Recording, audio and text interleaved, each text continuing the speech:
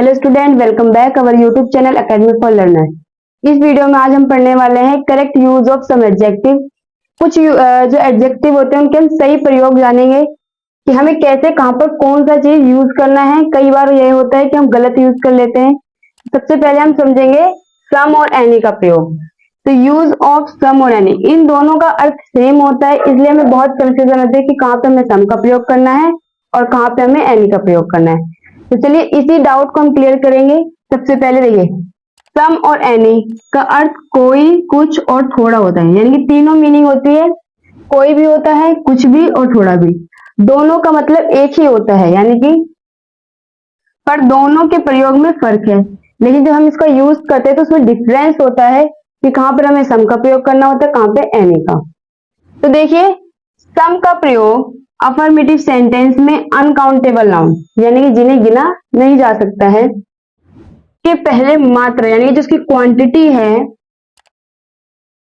का बोध कराने के लिए होता है। तो देखिए, सम का प्रयोग कहाँ होगा? अफर्मेटिव सेंटेंस में अनकाउंटेबल नाउन, जिसे गिना ना जा सकता, जैसे कि मिल्क, मनी और वाटर के पहले मात्रा यानी कि उसकी जो क्वांटिटी है, उसकी जो मात्रा है उसको बताने के लिए किया जाएगा। और किसके लिए करते हैं? प्लूरल काउंटेबल नाउन यानी कि पीसीएन, हम शॉर्ट फॉर्म में कह सकते हैं, के पहले संख्या का बोध कराने के लिए किया जाएगा। हम कहां पे करेंगे इसका? अनकाउंटेबल नाउन और प्लूरल काउंटेबल नाउन, यानी कि बहुवचन हो लेकिन हम उन्हें गिन सके। एग्जाम्पल से समझेंगे, जैसे आई हैव सम वाटर। अब देखिए, मेरे पास थोड़ा पानी है। तो कितना पानी है? थोड़ा है। क्या हम वाटर को गिन सकते हैं? नहीं गिन सकते।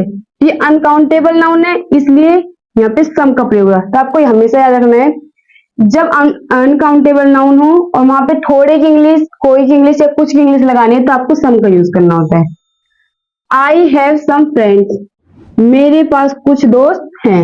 अब देखिए, मित्र को हम गिन सकते हैं, ये प्लूरल काउंटेबल है, हम इसे गिन सकते हैं। तो पीसीएन के लिए आपको सम का प्रयोग करना होता है, थोड़े या कुछ या कोई के लिए। अब आपको हमेशा रखना है, सम का प्रयोग सामान्यतः वी वाक्य यानी पॉजिटिव वी वाक्यों में होता है, अफर्मेटिव वी वाले, जैसे कि आई हैव वाले सेंटेंस में। एग्जाम्पल से समझेंगे, देखिए आई हैव सम मनी, यानी कि मेरे पास कुछ पैसे हैं। तो मनी को हम गिन नहीं सकते, अनकाउंटेबल नाउन के साथ आपको कुछ या कोई या एनी के लिए आपको सम का प्रयोग करना है। और ये बात हमेशा याद रखनी है, अधिकतर हम इसका प्रयोग अफर्मेटिव सेंटेंस यानी कि पॉजिटिव सेंटेंस में करते हैं। अब नंबर 4 है, there is some milk in the fridge, यानी कि फ्रिज में थोड़ा दूध है। तो हम मिल्क को भी यहाँ गिन नहीं सकते, ये भी अनकाउंटेबल नाउन है, इसलिए हमने इसके साथ सम का प्रयोग किया है। अब देखिए, there are some parrots in the cage, तो यानी कि कुछ जो तोते हैं वो किसमें है? केज, पिंजरे में है। तो देखिए, जो तोते हैं हम उन्हें गिन सकते हैं, और ये प्लूरल नाउन है यानी कि प्लूरल काउंटेबल नाउन, पीसीएन है, तो इसलिए हमने इसके आगे सम का प्रयोग किया है। तो देखिए, अब हम देखेंगे एनी का प्रयोग। सम का प्रयोग हमने देख लिया है, तब हम देखेंगे एनी का प्रयोग। एनी का प्रयोग सामान्यतः प्रयोग सम नेगेटिव वी वाक्यों में और क्वेश्चन में होता है, यानी कि जो इंटरोगेटिव सेंटेंस होते हैं उसमें। अब देखिए, जैसे हमने एक पॉजिटिव का लिया है, आई हैव सम प्रॉब्लम, यानी कि मेरे पास कुछ प्रॉब्लम्स हैं या थोड़ी प्रॉब्लम्स हैं, समस्याएं। अब देखिए, अगर हम इसी को नेगेटिव में बनाते तो कैसे बनाएंगे? I have no any problem, यानी कि मेरे पास कोई भी प्रॉब्लम नहीं है। तो क्या नहीं है? प्रॉब्लम नहीं है, कोई भी। तो आपको हमेशा याद रखना है, नेगेटिव के लिए आपको एनी का प्रयोग करना है, कुछ या थोड़ा या फिर कोई के लिए। अगर हम इसे इंटरोगेटिव में बनाएंगे तो कैसे बनाएंगे? Do you have any problem, क्या तुम्हें थोड़ी प्रॉब्लम है, या क्या तुम्हारे पास थोड़ी प्रॉब्लम, समस्या है। तो आपको हमेशा याद रखना है, एनी का प्रयोग हमें कब करना है? नेगेटिव में करना होता है और इंटरोगेटिव में। अब आगे चलिए, आई हैव सम फ्रेंड्स। अब देखिए, मेरे पास कुछ मित्र हैं। अब इसी को हम नेगेटिव में बनाएंगे, कैसे बनाएंगे? I don't have any friend, यानी कि मेरे पास कोई मित्र नहीं है। Do you have any friend, क्या आपके पास कोई मित्र है। तो आपको हमेशा याद रखना है, जब आपको नेगेटिव से बनाना हो या इंटरोगेटिव से, तो सम का प्रयोग नहीं करेंगे, हम प्रयोग करेंगे एनी का। अगर आप पॉजिटिव में बना रहे हो और काउंटेबल नाउन के साथ प्लूरल काउंटेबल नाउन के साथ बना रहे हो, या फिर अनकाउंटेबल नाउन के साथ आपको कोई या थोड़ा या फिर कुछ का मीनिंग लिखना है तो सम का प्रयोग करेंगे, और अगर हम नेगेटिव में बना रहे हैं तो नो के साथ एनी का प्रयोग करेंगे सर। अब देखिए एक बात नोट में, लेकिन जब हम जवाब की उम्मीद हाँ में करते हैं, यदि क्वेश्चन कर रहे हैं उसके आंसर हमें हाँ में मिल सकता है, क्वेश्चन में सम का प्रयोग कर सकते हैं। जैसे do you have some food, क्या तुम्हारे पास कुछ खाना है। तब देखिए यहाँ पे हम हाँ की उम्मीद कर सकते हैं, इसलिए हमने यहाँ पे एनी की बजाय हमने यहाँ पे सम का प्रयोग किया है। देखिए एनी का प्रयोग सामान्यतः नेगेटिव वी वाक्य और क्वेश्चन में होता है, यानी कि जब नेगेटिव सेंटेंसेस हो या आपको कोई क्वेश्चन करना हो तो इसमें आपको एनी का प्रयोग करना होता है, सम का नहीं करना। जैसे हम एग्जांपल लेंगे, आई हैव सम प्रॉब्लम्स, यानी कि मेरे पास थोड़ी प्रॉब्लम्स है या मुझे थोड़ी प्रॉब्लम्स है।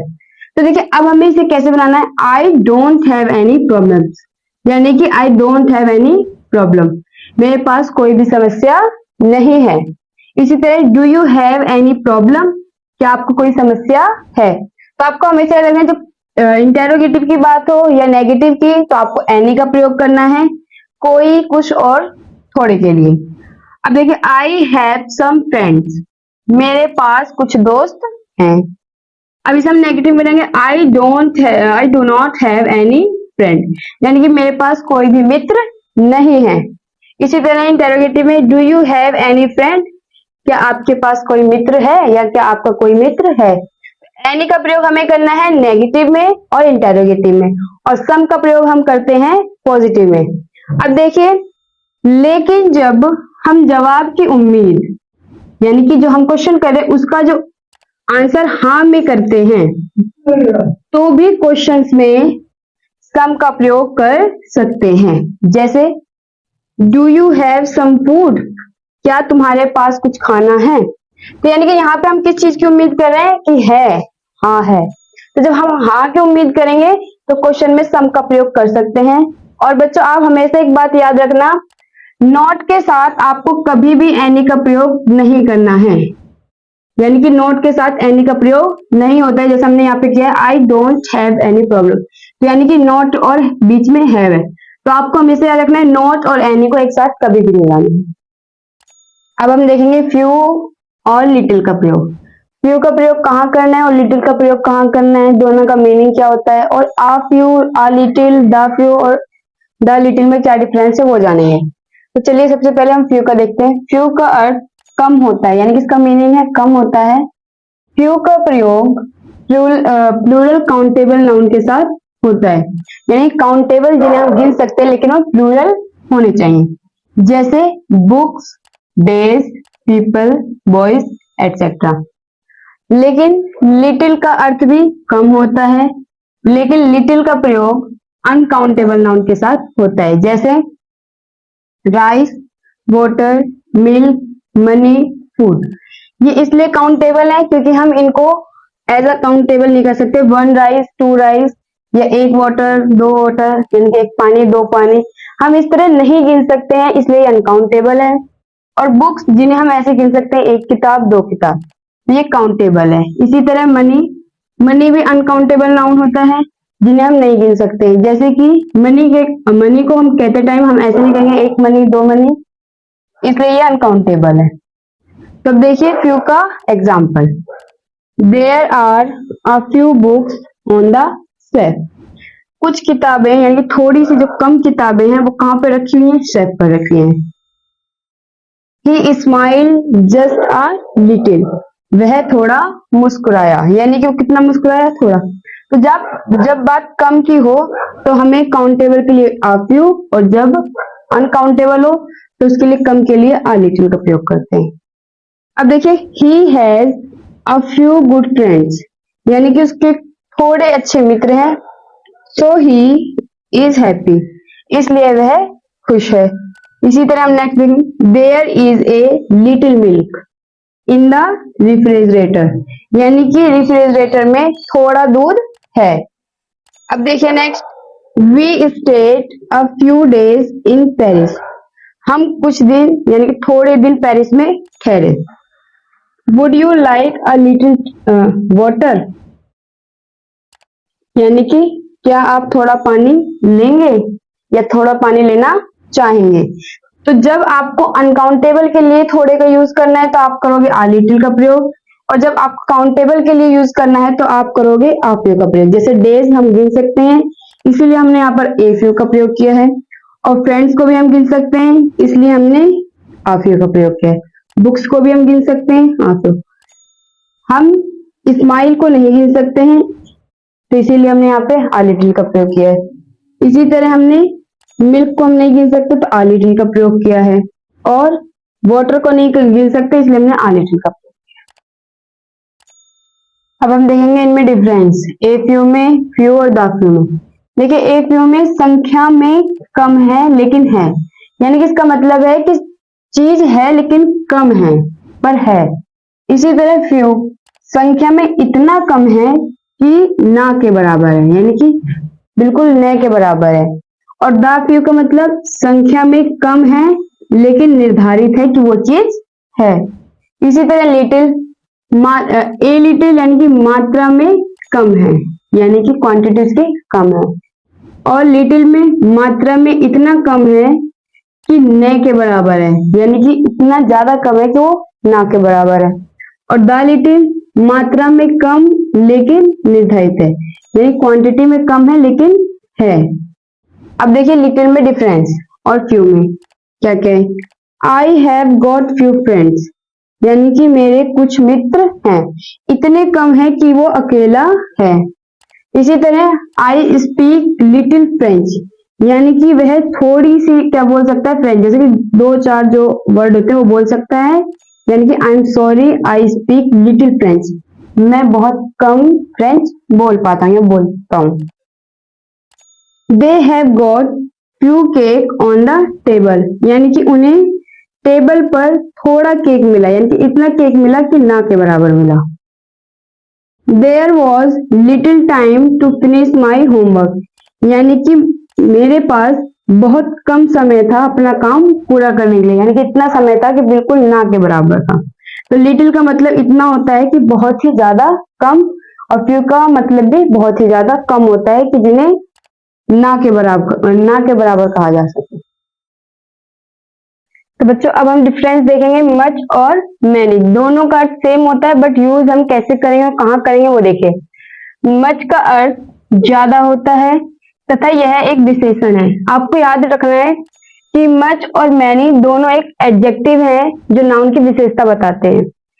इसका प्रयोग प्लूरल अनकाउंटेबल नाउन के साथ होता है, यानी कि मच का प्रयोग हमें कहाँ करना है, प्लूरल अनकाउंटेबल नाउन के साथ, जैसे मनी, वाटर, मिल्क एटसेट्रा। अब देखिए एग्जांपल देखेंगे हम। We had so much fun, हमने इतने मजे किए, यानी कि कितने मजे किए, इतने मजे किए। अब हम मजे को गिन नहीं सकते, इंजॉय को हम गिन नहीं सकते फन को, इसलिए हमने वहां पर इतने के लिए यानी कि ज्यादा के लिए, बहुत मजे के लिए हमने किसका प्रयोग किया है, मच का। यानी कि अनकाउंटेबल नाउन वो होता है जिन्हें हम गिन नहीं सकते हैं। देखिए अब I don't need much milk, मुझे ज्यादा दूध की आवश्यकता नहीं है। तो देखिए मच और मिल्क, मिल्क को हम काउंट नहीं कर सकते हैं इसलिए हमने यहाँ ज्यादा के लिए मच का प्रयोग किया है। इसी तरह how much money have you got, how much money यानी कि आपको कितना धन मिला, तो मनी को भी हम काउंट नहीं कर सकते इसलिए हमने यहाँ पर मच का प्रयोग किया है। इसी तरह how much money do you need for the trip, यानी कि आपको कितनी धन की आवश्यकता है इस ट्रिप के लिए। अब देखिए मैनी का देखेंगे। मैनी भी एक एडजेक्टिव है, इसका प्रयोग काउंटेबल नाउन के साथ होता है, यानी कि दोनों का मीनिंग एक है और एडजेक्टिव भी दोनों है, लेकिन इसका प्रयोग हम करेंगे काउंटेबल नाउन के साथ और मच का प्रयोग करते हैं हम अनकाउंटेबल नाउन के साथ। काउंटेबल नाउन जैसे book, pen, car, pencil etcetera. और एग्जाम्पल देखेंगे जैसे how many books do you have, यानी कि तुम्हारे पास कितनी किताबें हैं। तो हम बुक्स को काउंट कर सकते हैं इसलिए हमने यहाँ पे मैनी का प्रयोग किया है। How many goals has he missed this season, यानी कि इस सीजन में उसने अपने कितने गोल्स को मिस कर दिया है। तो हम गोल्स को भी गिन सकते हैं इसलिए हमने यहाँ पे क्या लगाया है, मैनी का प्रयोग। अब देखिए I spend many days there, मैंने वहां कई दिन खर्च किए, यानी कि मैंने ज्यादा दिन खर्च किए। अब देखिए Rahul doesn't have many friends, Rahul के ज्यादा दोस्त नहीं हैं। तो मैनी का प्रयोग हम करते हैं काउंटेबल नाउन के साथ और मच का प्रयोग करते हैं अनकाउंटेबल के साथ। आज की वीडियो हमारे लिए यही तक ही है आपके लिए। अब देखिए ये जो हमने मच, मैनी और एडजेक्टिव के डिफरेंस बताए हैं, ये बहुत ही कम बच्चों को पता होते हैं। कुछ कहीं ना कहीं में मिस्टेक हो जाती है कि हमें कहाँ पे कैसे प्रयोग करना है, क्योंकि मीनिंग सेम ही होते हैं, जैसे सम और एनी का, फ्यू और लिटिल का, और मच और मैनी का। ऐसे ही डाउट्स क्लियर करने के लिए हमारे चैनल को फॉलो करें और सब्सक्राइब करें और लाइक करें, शेयर करें। कोई भी सपना साकार करने के लिए सबसे जरूरी है सही कोच का होना। चुनिए अकेडमी फॉर लर्नर को और करें अपने BCMB for 6th to 12th and SSC का सपना साकार। Download the app now.